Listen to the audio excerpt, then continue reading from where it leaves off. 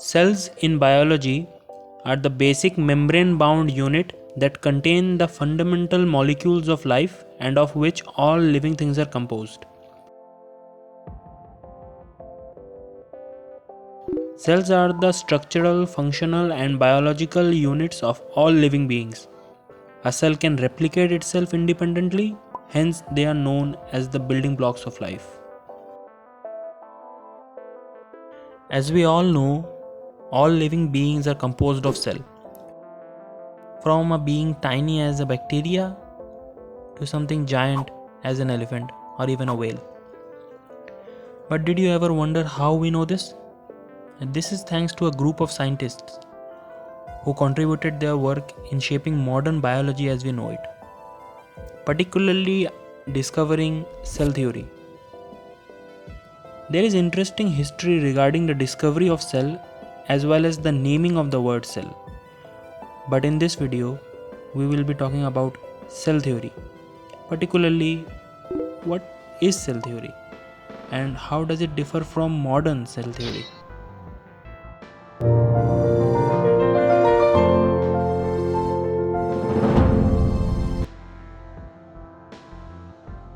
Cell theory is a core and significant principle of biology. The classical cell theory was proposed by Theodor Schwann and Matthias Claden in 1839, after comparing their observations of plant and animal cells. There are three parts to this theory. The first part states that all organisms are made of cells. The second part states that the cell is the basic unit of life. The third tenet, which asserts that cells come from pre-existing cells, was allegedly described by Rudolf Virchow in 1858 when he stated omnis cellula e cellula, meaning all cells come from cells. But there's a catch here. Since Virchow's work in 1858 was particularly similar to the work of Robert Remak in 1852, there is some controversy as to which scientist should receive the credit for the third tenet. The third tenet is especially important since Claden and Schwann proposed spontaneous generation or abiogenesis as the method for cell origination, meaning that scientists once thought that life spontaneously arose from non-living things, just like that, poof, and there was life. This misconception was later disproven in the third tenet by Robert Virchow or Robert Remak, whoever you want to give credit to.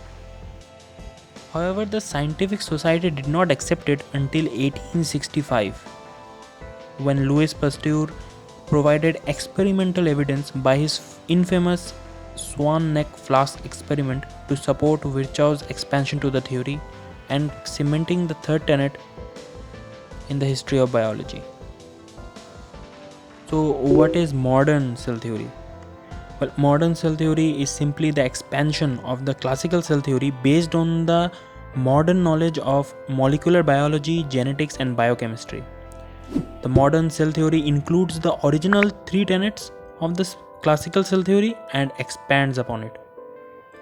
The modern cell theory adds, firstly, all metabolic reactions in unicellular as well as multicellular organisms take place in cell, basically meaning energy flow occurs within cells. Secondly, cells carry genetic material passed to daughter cells during cellular division.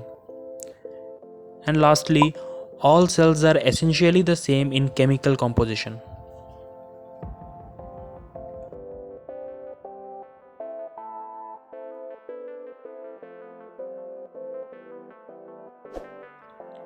Support our work by subscribing to our channel, liking our videos. Until next time, take care.